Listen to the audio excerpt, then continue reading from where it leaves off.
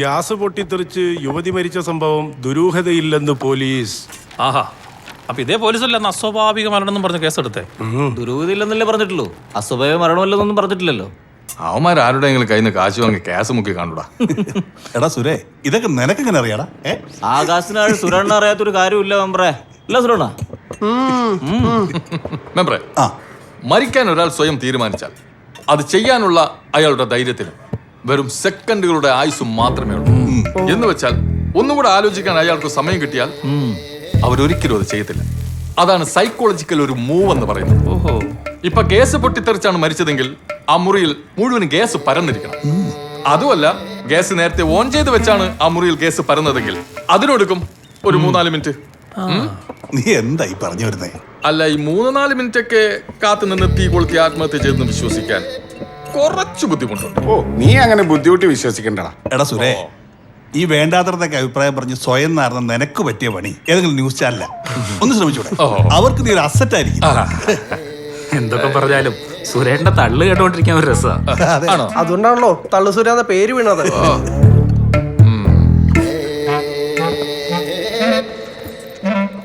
നമ്മളിവിടെ നിന്നൊന്നും പറയുന്നില്ലേ. വിവരമില്ലാത്ത നാട്ടുകാര് ശമ്പളം കിട്ടട്ടെ. കാശ് തരാനിക്കുള്ള എന്തേലും പണി അവൻ ഒപ്പിക്കും. അല്ലടാ സുധി? ഓ, ചായയുടെ കാശ് തരാതിരിക്കാൻ വേണ്ടി സുരേഷിന് പണിക്ക് പോകേണ്ട ആവശ്യമൊന്നുമില്ല. പിന്നെ അതല്ലേലും തരാൻ സുരേഷിന്റെ ഇല്ലല്ലോ. എന്റെ പണ്ടയില്ലല്ലോ. എടാ സുരേ, ഈ വാലിനെ കൂടെ കൊണ്ടുപോടാ. ഓരോരോ ജന്മങ്ങളെ. ഇത് എങ്ങോട്ട് എത്ര അറിഞ്ഞതായിട്ട് വൈകിയടാ, താമസിച്ച് ചെന്നാലേ പള്ളിപ്പാണ്ട് വായിരിക്കുന്നു മൊത്തം കേൾക്കും. പോരാതെ ഇന്നലെ ലീവ് എടുത്ത് എന്റെ തെറി വേറെ. ഓ, നീ വൈകിന്ന് പറഞ്ഞ പള്ളിപ്പാടം നിന്നെ കൊല്ലത്തൊന്നുമില്ലല്ലോ. അയാളുടെ കാര്യമായിട്ടൊന്നും പറയാൻ പറ്റത്തില്ല. ദേഷ്യം വന്നാലേ അയാളുടെ കയ്യിൽ നിന്ന് കിട്ടിയ എന്റെ കാര്യം പോക്കാം. നീ അയാളെത്ര പഠിച്ചെന്തിനാ അവിടെ ജോലിക്ക് വേറെ എവിടെയെങ്കിലും പോയിക്കൂടെ? അതിന് അയാൾ തരുന്ന കാശ് ആര് തരാനാ? നോക്കട്ടെ, നമുക്ക് അന്വേഷിക്കാം. ആദ്യമേ നിങ്ങൾ രണ്ടും പണിക്ക് പോകാൻ നോക്കാം, എന്നിട്ടാവാം എന്റെ ജോലിയുടെ കാര്യം. അതെന്ത് വർത്താനം സുരണ്ണ പറഞ്ഞേ? നമ്മൾ രണ്ടും പണിക്ക് പോകാനാ? നമ്മളല്ല, നീ. അല്ല, ഇന്നലെ എന്താ ലീവായിരുന്നു? ഓ, മോക്ക് പനിയാടാ, തീരെ വയ്യായിരുന്നു. നല്ല പനി? You mean good fever? എന്റെ മഹാനെ, ഒന്നും മിണ്ടാതിരിക്കും. ലീലേ, ഞാനൊരു കാര്യം പറഞ്ഞാൽ തള്ളാണെന്ന് പറയരുത്. എന്താടാ? ഇത്രയും വയസ്സുള്ള 2 കുട്ടികളുടെ തള്ളയാണെന്ന് നിന്നെ കണ്ടാ പറയാം കേട്ടോ. കൊണ്ടാ പറയുവോ നീ? എന്റെ അല്ല, എന്റെ കെട്ടിയോന്റെ 2 കൊണ്ടാ നീ പറയുവോന്ന്? ഞാൻ ആരോടും പറയില്ല. നീ ആരോടും പറയുന്നത്. പിന്നെ എന്താ? നിന്റെ കെട്ടിയും ഭാഗ്യമുള്ളവരാണ് കേട്ടോ. നീ ജോലിക്ക് പോകുന്നു, അപ്പൊ വീട്ടിൽ നിന്ന് കഴിച്ച് തടിച്ച് കൊഴുത്ത് അരവിന്ദ സ്വാമി പോലെ ഇരിക്കുന്നു. എന്നിട്ട് ഡെയിലി അടിയില്ല. ഇപ്പഴും അടിക്കോ? കുടിക്കുമ്പോ മാത്രം. അത് സാരല്ലോ, കുഴപ്പമില്ല. എന്നും കുടിക്കുമെന്നേ ഉള്ളൂ. അപ്പൊ ഡെയിലി അടിയോ? We are crossing the limit. എന്താ? പള്ളിപ്പാടന്റെ വീടെത്തി. ഓ, അതായിരുന്നാ ലീലേ? കാണാം. ശരി ശരി. എന്റെ ബുക്കറ്റ് ഭാഷ സമയം ടീച്ചർ തുണി എടുത്തലയ്ക്കും. സാറ് കണ്ടോ, അതും മതി. ടീച്ചറെ ഇങ്ങോട്ടോ. നീ എത്തിയോ? ഇച്ചിരി താമസിച്ചു പോയി. ഓളെ സ്കൂളിൽ വിടണമായിരുന്നു. അല്ല, മോക്ക് പനിയാന്ന് പറഞ്ഞിട്ട് നീ സ്കൂളിൽ വിട്ടോ? ഓ, ഇപ്പൊ കുഴപ്പമില്ല. വെറുതെ എന്തിനാ ഒരു ക്ലാസ് കളയുന്നെന്ന് പറഞ്ഞു.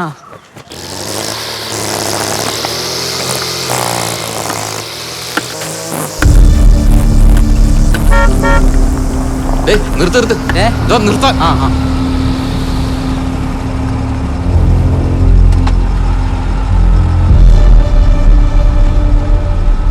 എന്താ രവി? പറമ്പൂത്തം കാട് പിടിച്ച് കിടക്കുക. അപ്പോൾ ഒന്ന് ക്ലീൻ ചെയ്യാന്ന് വിചാരിച്ചു. പിന്നെ ഒരു ടീം സ്ഥലം കാണാൻ വേണ്ടി വരാമെന്ന് പറഞ്ഞിട്ടുണ്ട്. പെട്ടെന്ന് തീർത്തേക്കാം.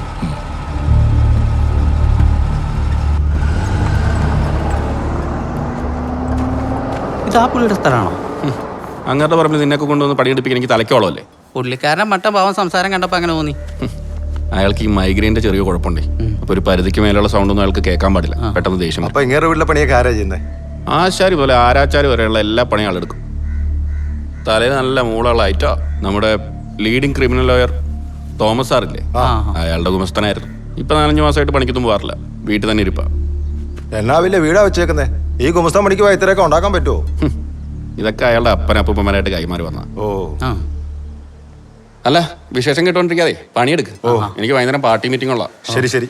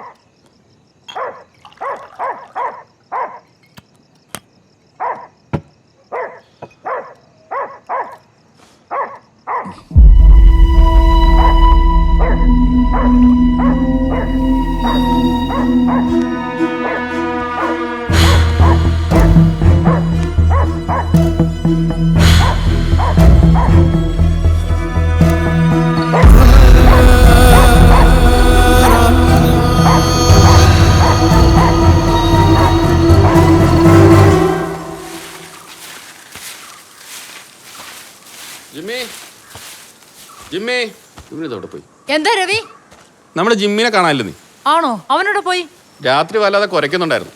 ഇപ്പൊ കാലത്ത് ഫുഡ് കൊണ്ടുപോയപ്പം അവനെ കാണാനില്ല. എവിടെ പോയെന്തോ? ഓ, അവനെവിടെ പോവാനാ? അവനങ്ങ് വന്നോളൂ. വന്നാ മതിയായിരുന്നു. അതൊക്കെ വരുവാടാ. എന്നാലും ഇവനെ പെട്ട ജിമ്മി ജിമ്മി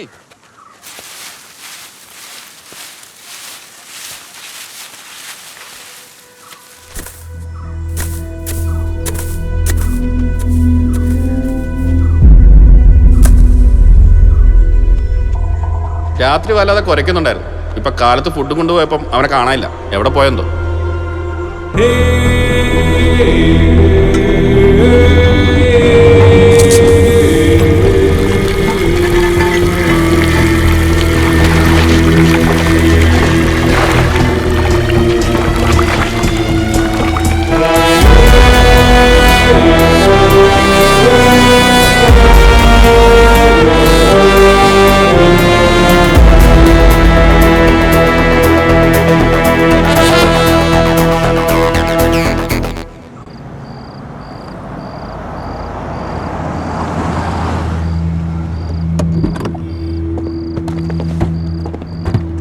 കബീർ എന്തിടാ? മേളിലുണ്ട്. വാ.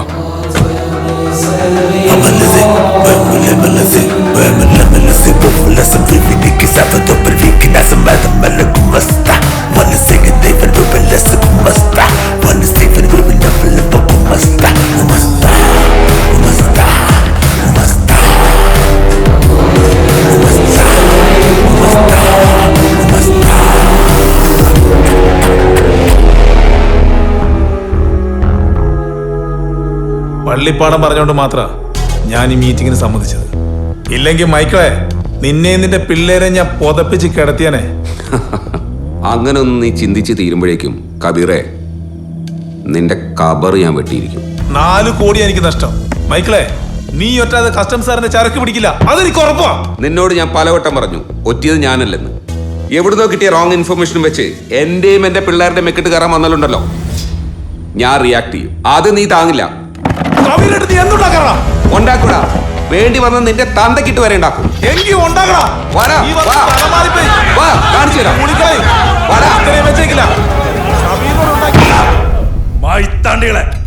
ഇതൊരു കോംപ്രമൈസ് മീറ്റാണ്, അല്ലാണ്ട് പരസ്പരം വെട്ടിക്കിറാമെന്നല്ല. മര്യാദക്കാണെങ്കിൽ ഞാനിവിടെ ഇരിക്കും, അല്ലെങ്കിൽ ഞാൻ എന്റെ പണി നോക്കി പോവും. മനസ്സിലാ?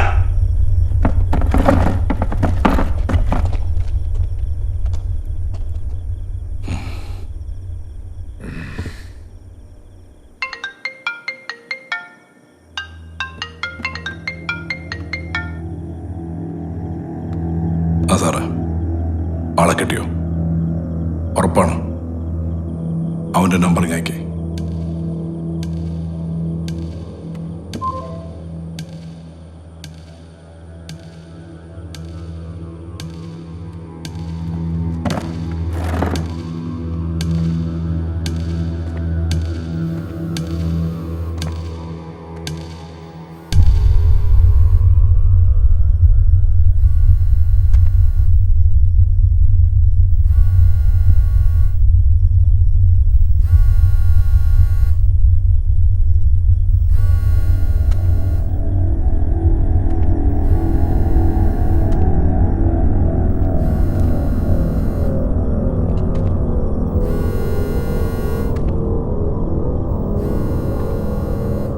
ഫോൺ എടുക്കടാ.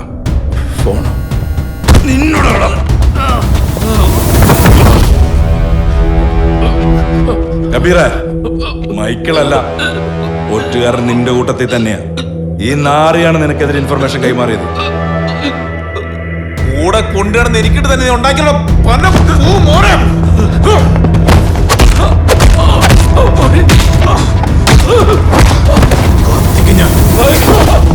എടുത്ത് റൂമിലേക്ക് പന്നിയെ വെളിപ്പാടാ. മൈക്കിളെ, സോറി.